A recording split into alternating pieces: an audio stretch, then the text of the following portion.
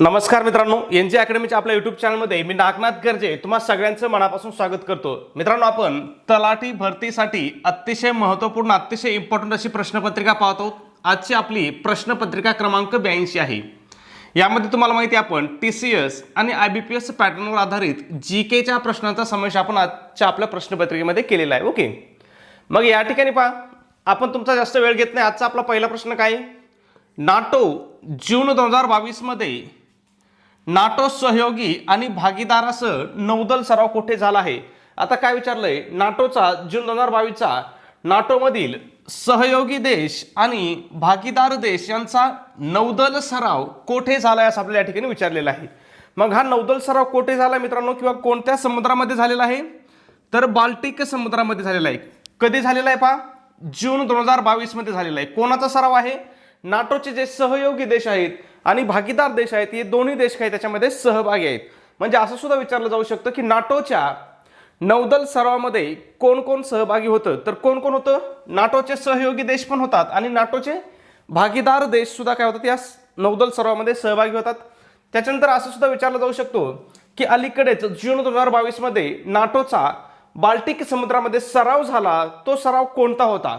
मग नौदल सराव होता, भूदल सराव होता किंवा हवाई दल सराव होता, असं सुद्धा विचारलं जाऊ शकतो। मग हा कोणता सराव होता? नौदल सराव होता। ओके, मग या ठिकाणी तुम्हाला अजून लक्षात काय ठेवायचंय, तुम्हाला प्रश्न विचारला जातो की नाटोचा फुल फॉर्म काय? तर नाटोचा फुल फॉर्म काय पहा, नॉर्थ अटलांटिक ट्रिटी ऑर्गनायझेशन। काय? नॉर्थ अटलांटिक ट्रिटी ऑर्गनायझेशन, त्यालाच शॉर्ट फॉर्म मध्ये काय म्हणतात? नाटो म्हणतात। त्याच्यानंतर पुढे प्रश्न विचारला जातो की नाटोमध्ये सध्या किती देश आहेत? मग नाटोमध्ये सध्या किती देश आहेत मित्रांनो? तर नाटोमध्ये सध्या 31 देश आहेत। ओके, किती? 31 देश आहेत। आणि ही एक 31 देशांची कोणती संघटना आहे? तर लष्करी संघटना आहे। लक्षात ठेवा, कोणती संघटना आहे? लष्करी संघटना आहे। आता त्याच्यानंतर या ठिकाणी असं विचारलं जातं की नाटोची स्थापना कधी झाली? मग नाटोची स्थापना कधी झाली मित्रांनो? पहा, लक्षात ठेवा, खूप महत्वाचं आहे। 4 एप्रिल 1949 रोजी नाटोची स्थापना झाली। आता तुम्ही एक विचार केला का मित्रांनो, नाटोवरती प्रश्न का विचारला असेल? तर तुम्हाला सध्या माहिती आहे नाटोमध्ये सध्या 31वा देश फिनलँड सहभागी झालेला आहे आणि रशिया व युक्रेन युद्ध चालू आहे।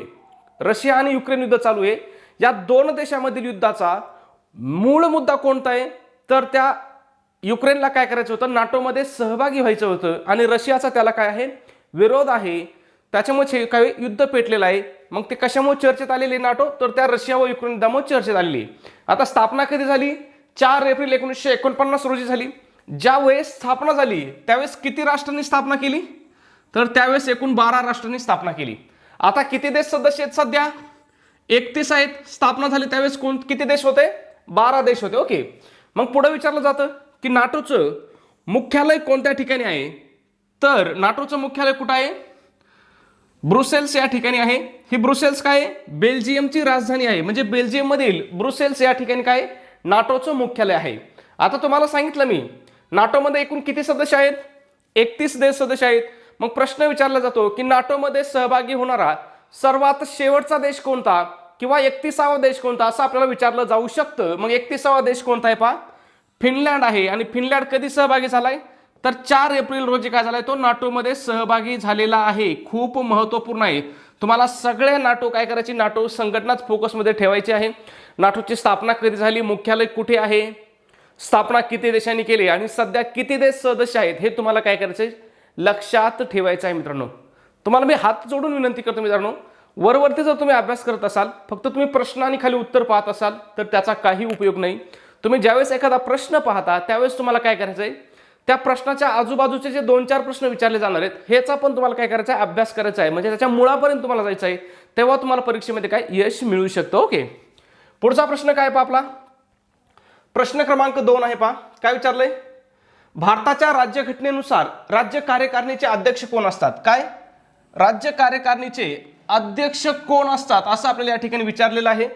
मग राज्य कार्यकारिणीचे अध्यक्ष कोण असतात? तर राज्याचे जे राज्यपाल आहेत, ऑप्शन क्रमांक 4 आहे पहा, हे राज्याचे राज्यपाल काय असतात? राज्य कार्यकारिणीचे अध्यक्ष असतात। ओके,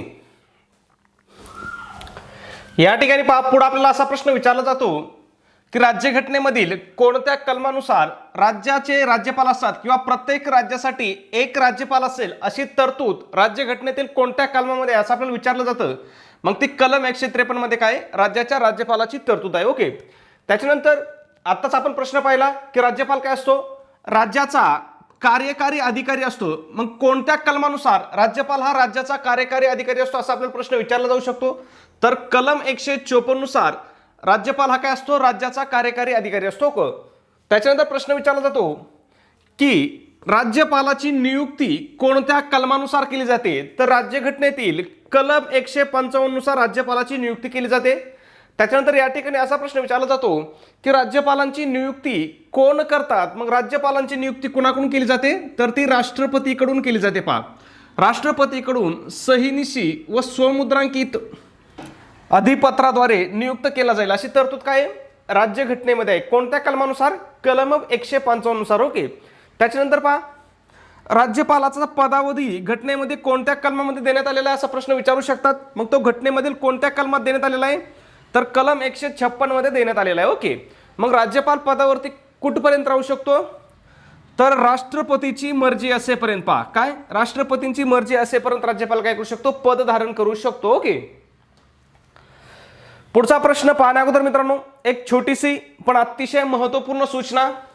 आपण तलाठी भरतीसाठी अतिशय इम्पॉर्टंट, अतिशय महत्त्वपूर्ण अशी टेस्ट सिरीज सुरू केलेली आहे. आपल्या टेस्ट सिरीजचं वैशिष्ट्य म्हणजे ही TCS आणि IBPS पॅटर्नवर आधारित महाराष्ट्रामधील एकमेव टेस्ट सिरीज आहे. अतिशय दर्जेदार अशी आपली काय मित्रांनो टेस्ट सिरीज आहे. याच्यामध्ये तुम्हाला काय काय भेटेल पहा आपल्या टेस्ट सिरीजमध्ये, तर तुम्हाला 10 टेस्ट पेपर भेटतील.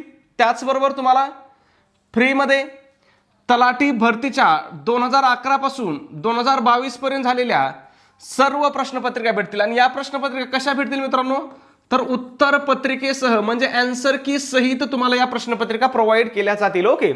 त्याचबरोबर सगळ्यात महत्त्वाचं तुम्हाला अतिशय इम्पॉर्टंट, अतिशय महत्त्वपूर्ण अशा IMP नोट्स तुम्हाला या ठिकाणी काय केल्या जातील मित्रांनो, प्रोव्हाइड केल्या जातील. ओके. या नोट्स एवढ्या दर्जेदार आहेत मित्रांनो, तुम्ही एवढ्या नोट्सचा जरी अभ्यास केला तरी तुम्ही 180+ मार्क तलाठी भरतीसाठी 100% घेऊ शकता. एवढ्या डिटेल्समध्ये आपल्या काय नोट्स आहेत. मग याच्यामध्ये कोणकोणत्या विषयाच्या नोट्स तुम्हाला भेटतील पहा, मराठी विषयाच्या नोट्स भेटतील, इंग्रजी विषयाच्या नोट्स भेटतील. त्याचबरोबर TCS पॅटर्ननुसार गणित व बुद्धिमत्ताच्या नोट्स तुम्हाला या ठिकाणी भेटतील. इतिहासाच्या नोट्स भेटतील, भूगोल विषयाच्या भेटतील, राज्यशास्त्राच्या भेटतील, विज्ञानच्या भेटतील आणि अर्थशास्त्राच्या नोट्स तुम्हाला भेटतील. म्हणजेच तलाठी भरतीसाठी जेवढा सिलेबस आहे त्या सगळ्या नोट्स तुम्हाला या ठिकाणी प्रोव्हाइड केल्या जातील. ओके. मग या सगळ्यांची किंमत किती मित्रांनो, तर फक्त 150 रुपये किंमत आहे. परंतु विद्यार्थ्याच्या मागणीस्तव आपली ऑफर आज सुद्धा चालू आहे. जर तुम्ही आज टेस्ट सिरीज घेतली मित्रांनो तर ही टेस्ट सिरीज तुम्हाला ऑफरनुसार फक्त काय होईल, फक्त 99 रुपयाला तुम्हाला ही टेस्ट सिरीज पडेल. मग हे 99 रुपये तुम्हाला कुठे पे करायचे, तर गुगल पे असेल, फोनपे असेल, पेटीएम असेल, ॲमेझॉन असेल. या ठिकाणी आपला नंबर आहे पहा 9689141630. तुम्हाला काय करायचं आहे, या नंबरवरती काय करायचं आहे, 99 रुपये पे करायचे. तुम्ही जे 99 रुपये पाठवणार आहात त्याच्या लगेच पाठवल्यानंतर स्क्रीनशॉट काढायचा आहे आणि तो स्क्रीनशॉट काय करायचा आहे, याच नंबरवरती मित्रांनो व्हॉट्सअपला शेअर करायचा आहे. नंबर काय आपला व्हॉट्सअपला 9689141630 हाच आपला नंबर आहे. माझा पर्सनल नंबर हा आहे. ओके. पुढचा प्रश्न पाहू आपण. प्रश्न क्रमांक 3 आहे पहा, बँकिंग प्रणालीबाबत खालीलपैकी कोणते विधान चुकीचे आहे. आता या ठिकाणी चुकीचं विधान आपल्याला ओळखायला सांगितलंय आणि प्रश्न किती मोठा आहे पहा. विधान पहा, आता इथं 2 विधानं दिसतात, खालच्या पुढच्या स्क्रीनमध्ये आपल्याला 2 विधानं दिसतील. मग पहिलं विधान काय पहा, व्यापारी बँकेला कर्ज जर देताना मध्यवर्ती बँकेकडून आकारला जाणारा व्याजदर म्हणजे बँक दर होय. विधान काय मित्रांनो, हे बरोबर आहे. मग लक्षात ठेवा, बँक दर म्हणजे काय असं सुद्धा आपल्याला विचारू शकतात. तर बँक दर म्हणजे काय आहे, व्यापारी बँकेला मध्यवर्ती बँकेकडून, म्हणजे आता भारताची मध्यवर्ती बँक कोणती आहे, तर ती RBI आहे. ओके. मग मध्यवर्ती बँकेकडून आकारला जाणारा काय व्याजाचा दर म्हणजेच काय, बँक दर होय. पहिलं विधान काय बरोबर आहे. आपल्याला काय विचारलंय, चुकीचं विधान विचारलंय. पुढचं विधान वाचू. वैधानिक तरलता गुणोत्तर म्हणजे ठेवीच्या किमान टक्केवारीचा संदर्भ आहे जी व्यावसायिक बँकेने तरल रोख, सोने किंवा इतर सिक्युरिटीच्या स्वरूपात ठेवला जातो. हे विधान सुद्धा काय मित्रांनो बरोबर आहे. आपल्याला काय सांगितलेलं आहे, चुकीचं विधान ओळखायला सांगितलेलं आहे. मग पुढचं विधान पाहूया आपण. 3 नंबरचं काय दिलं आपल्याला, बँकेने बँकेकडे रोख राखीव म्हणून ठेवलेल्या ठेवींच्या टक्केवारीला रोख राखीव प्रमाण म्हणतात. हे सुद्धा विधान बरोबर आहे. रोख राखीव प्रमाण म्हणतात याला. कशाला? तर बँकेकडे रोख राखीव म्हणून ठेवलेल्या ठेवींच्या टक्केवारीला. ओके. चौथं विधान काय पहा, आरबीआय ज्या दराने व्यापारी बँकांना कर्ज देते त्या दराला रिव्हर्स रेपो रेट म्हणतात. हे विधान काय मित्रांनो? हे विधान चुकीचं आहे. हे विधान चुकीचं आहे म्हणजे आपलं उत्तर काय असणार आहे? पर्याय क्रमांक 4 हे आपलं उत्तर असणार आहे, कारण आपल्याला चुकीचं विधान ओळखायला सांगितलं होतं. मग या ठिकाणी हे वाक्य बरोबर कसं होईल पहा, आरबीआय ज्या दराने व्यापारी बँकांना कर्ज देते त्या दराला रेपो रेट म्हणतात. काय म्हणतात? रेपो रेट म्हणतात किंवा रेपो दर म्हणतात. रिव्हर्स रेपो दर नाही, लक्षात ठेवा. काय म्हणतात? रेपो दर. पहा या ठिकाणी मी तुम्हाला व्याख्या सुद्धा सांगितली. काय? बँका ज्या दराने आरबीआय कडून कर्ज घेतात किंवा कर्ज घेतलेल्या दराला काय म्हणतात? रेपो दर म्हणतात. ओके, लक्षात ठेवा. काय म्हणतात? रेपो दर म्हणतात. आणि मग रिव्हर्स रेपो दर कशाला म्हणतात हे पण तुम्हाला माहिती पाहिजे. तर रिव्हर्स रेपो दर कशाला म्हणतात पहा, आरबीआय ज्या दराने व्यापारी बँकाकडून कर्ज घेते त्या दराला काय म्हणतात?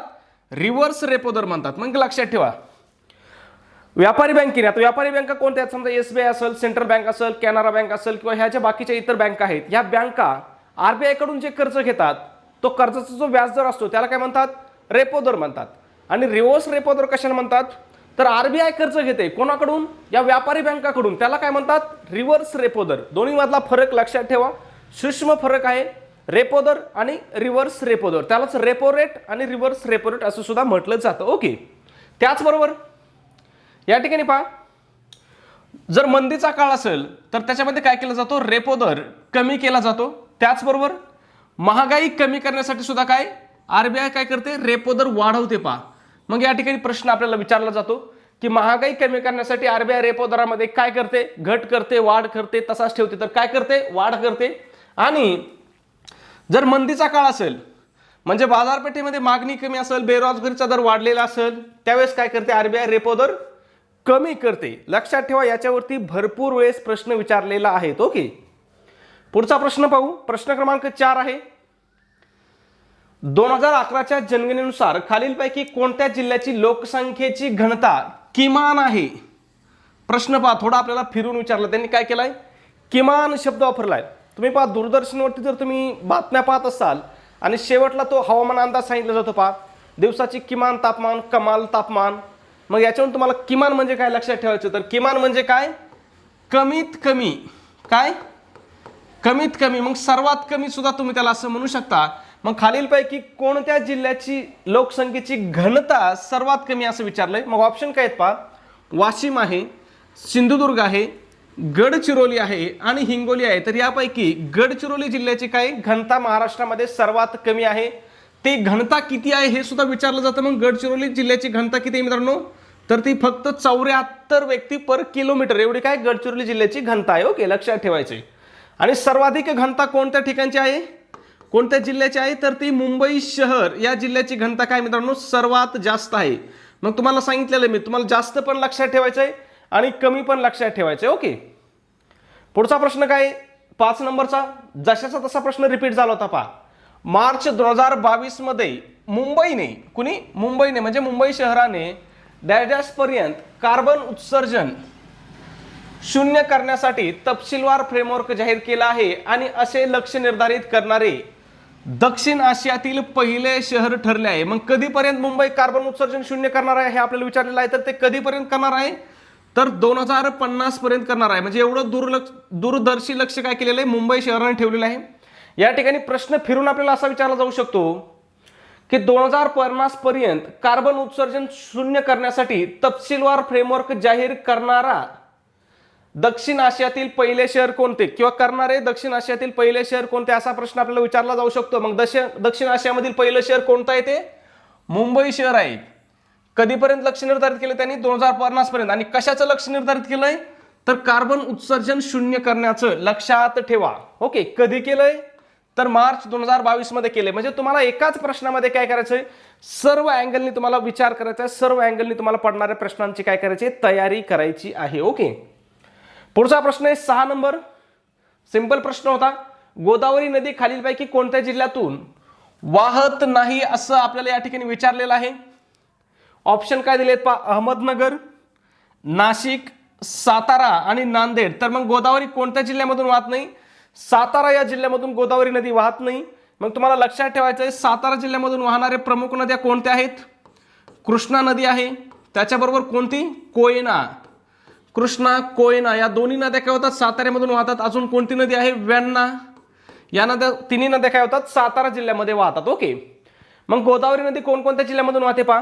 नाशिक जिल्ह्यामधून वाहते, अहमदनगर वाहते, नांदेड वाहते, त्याचबरोबर बीड असेल, औरंगाबाद असेल, आता औरंगाबादचं नामांतरण छत्रपती संभाजीनगर केलंय, जालना असेल, जालना आणि परभणी या जिल्ह्यामधून काय होते? गोदावरी नदी वाहते. लक्षात ठेवा, प्रश्न परीक्षेमध्ये तुम्हाला विचारला जाऊ शकतो. ओके. अजून एक प्रश्न विचारला जातो की खालीलपैकी कोणत्या नदीला दक्षिण गंगा असं म्हटलं जातं? प्रश्न खूप वेळेस येतो आणि खूप कन्फ्युजन करणारा आहे. आता या ठिकाणी पहा, दक्षिण गंगा कोणत्या नदीला म्हटलं जातं? तर ते गोदावरी नदीला म्हटलं जातं. कोणत्या? गोदावरी.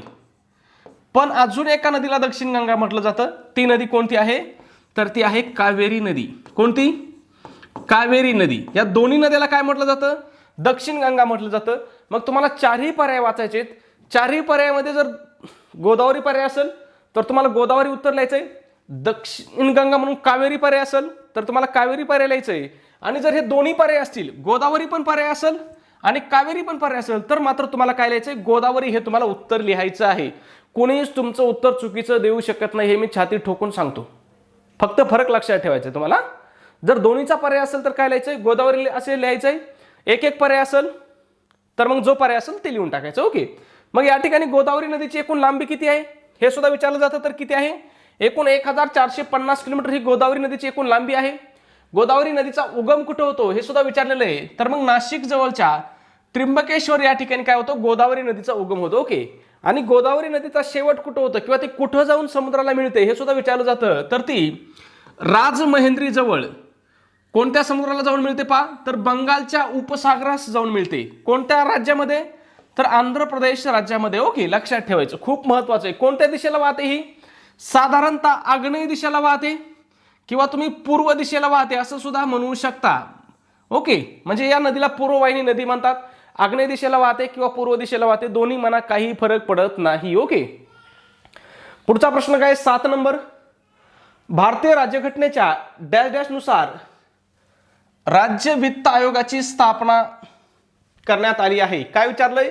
राज्य वित्त आयोगाची स्थापना विचारलंय. मग राज्य वित्त आयोगाची स्थापना घटनेच्या अनुच्छेद 243I नुसार केली जाते. पहा, लक्षात ठेवा, 243I एवढं लक्षात ठेवायचं तुम्हाला. ओके. कलम 243I कोणती? राज्य वित्त आयोगाची स्थापना. आणि या ठिकाणी जर फक्त विचारलं की भारतीय राज्यघटनेच्या डॅश डॅश कलमानुसार वित्त आयोगाची स्थापना केली जाते असं जर विचारलं तर कलम काय येईल आपलं उत्तर? कलम 280 नुसार काय केली जाते? वित्त आयोगाची स्थापना केली जाते. हा कोणता वित्त आयोग असतो? हा केंद्रीय वित्त आयोग असतो. आणि आपल्याला या ठिकाणी कोणता आयोग विचारलाय? तर आपल्याला या ठिकाणी राज्य वित्त आयोग विचारलेला आहे. मग राज्य वित्त आयोगाची स्थापना अनुच्छेद 243I नुसार केली जाते. ओके. लक्षात ठेवा, खूप महत्वाचं आहे. किती वर्षांनी राज्य वित्त आयोगाची स्थापना केली जाते याच्यावरती पण प्रश्न विचारला जातो. तर मग दर 5 वर्षांनी राज्य वित्त आयोगाची स्थापना केली जाते. आता या ठिकाणी अजून एक प्रश्न असा विचारला जातो की राज्य वित्त आयोगाची नियुक्ती कोण करतात? कुठली? राज्य वित्त आयोगाची. प्रश्न बारीक वाचायचा. कोण करतात? राज्यपाल करतात. आणि केंद्रीय वित्त आयोगाची नियुक्ती कोण करतात? तर ते राष्ट्रपती करतात. फरक लक्षात ठेवायचा आहे. केंद्रीय वित्त आयोग म्हटलं तर राष्ट्रपती, किंवा फक्त वित्त आयोग जरी म्हटलं तरी तो कोणता वित्त आयोग असतो? तर तो केंद्रीय वित्त आयोग असतो. मग त्याची नियुक्ती कोण करतात? राष्ट्रपती करतात. आणि राज्य वित्त आयोग असेल तर त्याची नियुक्ती कोण करतात? राज्यपाल करतात. किती वर्षाला करतात? दर 5 वर्षाला. केंद्रीय वित्त आयोग सुद्धा दर 5 वर्षालाच असतो. त्याचबरोबर हे जे राज्य वित्त आयोगाचे जे अध्यक्ष आहेत आणि सदस्य आहेत यांची नियुक्ती सुद्धा कोण करतात? राज्यपाल करतात. सेम असंच केंद्रीय वित्त आयोगाचे अध्यक्ष आणि सदस्याची नियुक्ती कोण करतात? राष्ट्रपती करतात. ओके. त्याच्यानंतर राज्य वित्त आयोगाचं काम काय पहा? वित्त आयोग काय करतं पहा? राज्य कराची विभागणी राज्य सरकार व स्थानिक स्वराज्य संस्था यांच्यामध्ये करतं. प्रश्न विचारला जाऊ शकतो की राज्य वित्त आयोगाचं कार्य काय आहे? मग राज्य वित्त आयोगाचं कार्य काय आहे? तर राज्याला जे मिळणारे कर आहेत किंवा जे उत्पन्न, करापासून मिळणारं जे उत्पन्न आहे, या उत्पन्नाची विभागणी कोणाकोणामध्ये करणे पहा? राज्य सरकार आणि स्थानिक स्वराज्य संस्था यांच्यामध्ये करण्यासाठी काय राज्य वित्त आयोग काम करतं. आणि केंद्रीय वित्त आयोग कशासाठी काम करतं? तर केंद्रीय वित्त आयोग केंद्राला जो मिळणारा निधी आहे, केंद्रालाचं जे उत्पन्न आहे, या उत्पन्नाचं विभाजन केंद्र सरकार आणि राज्य सरकार यांच्यामध्ये करण्याचं काम काय करतो? केंद्रीय वित्त आयोग करतो. ओके, या ठिकाणी पहा, एक अध्यक्ष असतो आणि या वित्त आयोगामध्ये काय असतात? 4 सदस्य असतात. लक्षात ठेवायचं, एक अध्यक्ष आणि 4 सदस्य म्हणजे एकूण 5 व्यक्ती काय असतात? राज्य वित्त आयोगामध्ये असतात. ओके, पुढचा प्रश्न काय पहा, व्याघ्र प्रकल्प व महाराष्ट्राचा जिल्हा याची खालीलपैकी कोणती जोडी योग्य आहे असं आपल्याला सांगितले. पहा, 2 व्याघ्र प्रकल्प दिलेत पहा या ठिकाणी, पेंच व्याघ्र प्रकल्प नागपूर आणि बोर व्याघ्र प्रकल्प वर्धा. मग तुम्हाला माहिती आहे पेंच व्याघ्र प्रकल्प कोणत्या जिल्ह्यामध्ये आहे? नागपूरमध्ये आहे. बोर व्याघ्र प्रकल्प वर्ध्यामध्ये आहे. म्हणजे आपलं उत्तर काय असणार आहे? पर्याय क्रमांक 1 आणि 2 दोन्ही बरोबर हे आपलं उत्तर असणार आहे. आता हे कुठे पाहूया आपण? पर्याय किती नंबरला आहे पहा? पर्याय क्रमांक 4 आहे पहा आपल्याला. 1 आणि 2 दोन्ही बरोबर. आता या ठिकाणी तुम्हाला एक लक्षात ठेवायचं मित्रांनो, याच्यावरती भरपूर वेळेस प्रश्न विचारलेला आहे. मग महाराष्ट्रामध्ये आता याच्या ठिकाणी तुम्हाला लक्षात ठेवायचे. का लक्षात ठेवायचंय? तर TCS आणि IBPS यांचा हे आवडतं चॅप्टर असल्यासारखं आहे. हे तुम्हाला राष्ट्रीय उद्यान असतील, राष्ट्रीय व्याघ्र प्रकल्प असतील, याच्यावरती वारंवार प्रश्न विचारतात. मग महाराष्ट्रामध्ये एकूण किती राष्ट्रीय उद्यान आहेत किंवा किती व्याघ्र प्रकल्प आहेत? तर एकूण 6 राष्ट्रीय उद्यान आहेत किंवा 6 व्याघ्र प्रकल्प आहेत. मग हे कोणते आहेत पहा? ताडोबा अंधारी व्याघ्र प्रकल्प कोणत्या जिल्ह्यामध्ये आहे? चंद्रपूर जिल्ह्यामध्ये आहे. पेंच व्याघ्र प्रकल्प नागपूरमध्ये आहे. मेळघाट व्याघ्र प्रकल्प अमरावतीमध्ये आहे. काल पण आपण याचं स्पष्टीकरण पाहिलं होतं पहा. सह्याद्री व्याघ्र प्रकल्प कोल्हापूर, सांगली, सातारा आणि रत्नागिरी. कोल्हापूर, सांगली, सातारा आणि कोणता? रत्नागिरी. ओके, लक्षात ठेवा, याच्यावरती खूप वेळेस प्रश्न आलेला, कारण याचा विस्तार 4 जिल्ह्यामध्ये होतो, म्हणून याच्या ठिकाणी भरपूर वेळेस प्रश्न आलेला आहे की सह्याद्री व्याघ्र प्रकल्पाचा विस्तार खालीलपैकी कोणकोणत्या जिल्ह्यामध्ये होतो. ओके, मग लक्षात ठेवा. त्याच्यानंतर नवेगाव नागझिरा व्याघ्र प्रकल्प गोंदिया, बोर व्याघ्र प्रकल्प वर्धा. ओके, पुढचा प्रश्न आहे 2021च्या जागतिक हवा गुणवत्ता अहवालानुसार जगातील सर्वाधिक प्रदूषित 100 शहराच्या यादीत किती भारतीय शहरांचा समावेश आहे? मग जगातील प्रदूषित 100 शहराच्या यादीमध्ये भारतातील 63 शहरांचा समावेश आहे. ओके, आता हा 2021चा अहवाल होता. आता आपल्याला प्रश्न कशा विचारू शकतात? 2022च्या अहवालावरती विचारू शकतात. मग 2022चा जो हवा गुणवत्ता अहवाल आहे, अहवालाचं नाव काय पहा? जागतिक हवा गुणवत्ता अहवाल. या अहवालानुसार भारताचा क्रमांक कितवा आहे सध्या जगातील? भारत 8व्या क्रमांकाचा प्रदूषित देश आहे पहा. कितव्या क्रमांकाचा प्रदूषित देश आहे? 8व्या क्रमांकाचा. हेच प्रमाण 2021ला किती होतं? तर 2021ला भारत 5व्या क्रमांकावरती होतो. मग आता 2022चं तुम्हाला लक्षात ठेवायचं पहा. या अहवालात जगातील 20 सर्वाधिक प्रदूषित शहरापैकी 19 शहरं काय आहेत मित्रांनो? आशियातील आहेत. किती? 20 पैकी 19 शहरं कुठले आहेत? आशियामधली आहेत. आणि त्यापैकी काय आहेत? 20 पैकी 14 शहरं हे काय आहेत? भारतीय शहरं आहेत. लक्षात ठेवा. म्हणजे आता प्रश्न विचारला जाऊ शकतो की जागतिक हवा गुणवत्ता अहवाल 2022 नुसार पहिले जे 20 प्रदूषित देश आहेत त्या देशामध्ये भारतातील किती शहर आहेत? तर मग भारतातील किती शहर आहेत? भारतातील एकूण 14 शहर आहेत पहा. लक्षात ठेवा, 20 पैकी 14 शहरं काय आहेत? भारताचे आहेत. पुढचा प्रश्न आहे, खालीलपैकी कोणते शिखर महाराष्ट्रातील नाशिक जिल्ह्यामध्ये आहे असं आपल्याला या ठिकाणी विचारलेलं आहे. ऑप्शन काय दिलेत पहा? तोरणा, पुरंदर, धोडप आणि सिंहगड. मग यापैकी धोडप हे जे शिखर आहे हे काय आहे? नाशिक जिल्ह्यातील शिखर आहे. आता या ठिकाणी लक्षात ठेवा, तोरणा, पुरंदर, सिंहगड ही तिन्ही शिखरं कोणत्या जिल्ह्यामधले आहेत? पुणे जिल्ह्यामधले आहेत. आता लगेच एखादा मूर्ख कमेंट करून म्हणू शकतो, सर ही शिखरं नाही, हे काय किल्ले आहेत. मित्रांनो, तर एक गोष्ट लक्षात घ्या, महाराष्ट्रामध्ये जेवढे किल्ले आहेत ना ते जवळपास 95% किल्ले कुठे आहेत? शिखरावरती आहेत. म्हणजे सिंहगड काय आहे? किल्ला पण आहे, शिखर पण आहे. तोरणा काय आहे? किल्ला पण आहे, शिखर पण आहे. पुरंदर काय आहे? किल्ला पण आहे, शिखर पण आहे. धोडप सुद्धा काय आहे? किल्ला सुद्धा आहे आणि शिखर सुद्धा आहे. लक्षात ठेवायचं. फक्त जे भुईकोट किल्ले आहेत ना हे भुईकोट किल्ले काय आहेत? सपाटीवरती आहेत, म्हणून त्यांना नाव काय? भुईकोट किल्ला. बाकीचे सगळे किल्ले कुठे आहेत? सह्याद्री पर्वतातील शिखरावरती आहेत. ओके, लक्षात ठेवा. मग नाशिक जिल्ह्यातील शिखर कोणते आहेत पहा? साल्लेर आहे, त्र्यंबकेश्वर आहे, चौला आहे, हरिश्चंद्रगड आहे आणि सप्तशृंगी आहे. ओके, ही सगळी शिखर काय आहेत? नाशिक जिल्ह्यामधील आहेत. पुढचा प्रश्न 11 नंबर, महाराष्ट्रातील कोणत्या प्रशासकीय विभागामध्ये नैऋत्य मान्सूनचा पहिला पाऊस पडतो? आता नैऋत्य मान्सूनचा पहिला पाऊस कोणत्या विभागामध्ये पडतो तुम्हाला माहिती आहे? मान्सून सर्वप्रथम कुठे येतो महाराष्ट्रात? तर तो कोकणामध्ये येतो. कोणत्या विभागामध्ये? कोकण. ओके, मग मान्सून कधी येतो? पावसाळ्यात येतो. पावसाळा ऋतू कधीपासून कधीपर्यंत असतो पहा? जून ते सप्टेंबर दरम्यान असतो. प्रश्न आपल्याला सोपा वाटतो बरं का. आता तुम्हाला वाटतं पावसाळा, हिवाळा, उन्हाळा प्रश्न आला म्हणजे सोपा प्रश्न आहे, परंतु ज्यावेळेस आपण पेपरमध्ये जातो ना त्यावेळेस करतो हा प्रश्न किती अवघड आहे. सोपा वाटतो आपल्याला, पण ते पर्याय काय देतात पहा. तुम्हाला एक पर्याय देतील जून ते सप्टेंबर, दुसरा पर्याय काय देतील जून ते ऑक्टोबर, काय जून ते ऑक्टोबर, तिसरा पर्याय काय देतील ते मे ते सप्टेंबर, आणि चौथा पर्याय काय देऊ शकते ते तुम्हाला जुलै ते सप्टेंबर. मग या ठिकाणी काय होतं, आपण बऱ्याच वेळेस कन्फ्युजन होतो. त्याच्यामुळे तुम्हाला लक्षात ठेवायचं जून ते सप्टेंबर हा काल काय असतो, पावसाळ्याचा ऋतू असतो. या कालावधीमध्ये काय होतो, नैऋत्य मान्सूनचा पाऊस काय होतो, भारतामध्ये पडतो, महाराष्ट्रामध्ये पडतो. ओके, मग महाराष्ट्रामध्ये सरासरी किती पाऊस पडतो याच्यावरती प्रश्न आलेला आहे. तर सरासरी 120 सेमी पाऊस महाराष्ट्रामध्ये पडतो. आता या ठिकाणी असा पण प्रश्न येऊन गेलेला आहे की मान्सून वारे भारतामध्ये प्रवेश कधी करतात. तर भारतामध्ये प्रवेश कधी करतात, 1 जून रोजी भारतामध्ये प्रवेश करतात. त्याच्यानंतर महाराष्ट्रामध्ये कधी प्रवेश करतात मान्सून वारे, तर 7 जूनला हे वारे काय होतात, महाराष्ट्रामध्ये प्रवेश करतात. आणि महाराष्ट्रातील कुठं प्रवेश करतात, हे कोकण किनारपट्टीवरती. ओके, आणि मान्सूनमुळे भारतात सरासरी किती टक्के पाऊस पडतो, नैऋत्य मान्सून वाऱ्यामुळे 73.75%, म्हणजे तुम्ही 74% असं म्हणू शकता. किती टक्के, 74%.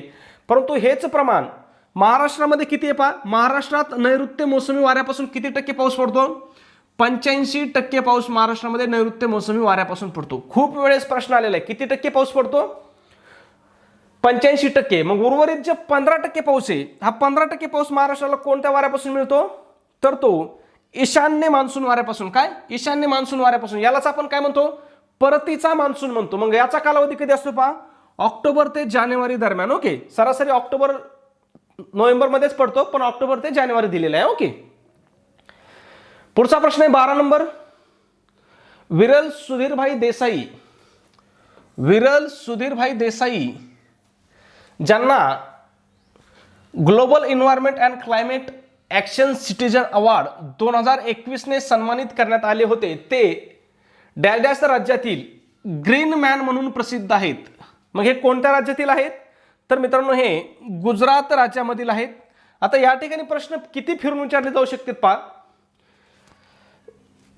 गुजरातमधील ग्रीन मॅन म्हणून कोणाला ओळखलं जातं, असं सिंपल प्रश्न आपल्याला विचारला जाऊ शकतो. मग कोणाला ओळखलं जातं, तर विरल सुधीरभाई देसाई. त्याच्यानंतर अजून एक प्रश्न विचारला जाऊ शकतो की गुजरातमधील जे ग्रीन मॅन विरल सुधीर देसाई आहेत किंवा सुधीरभाई देसाई आहेत, यांना कोणता पुरस्कार मिळाला आहे, तर कोणता पुरस्कार मिळाला आहे, global environment and climate action citizen award मिळाला आहे. आणि कधीचा मिळाला आहे, तर तो 2021चा मिळाला आहे. लक्षात ठेवा, खूप महत्वाचं आहे. ओके, पुढचा प्रश्न आहे 13 नंबर. 1960 मध्ये महाराष्ट्र विधानसभेचे अनुक्रमे पहिले अध्यक्ष आणि पहिले मुख्यमंत्री कोण होते.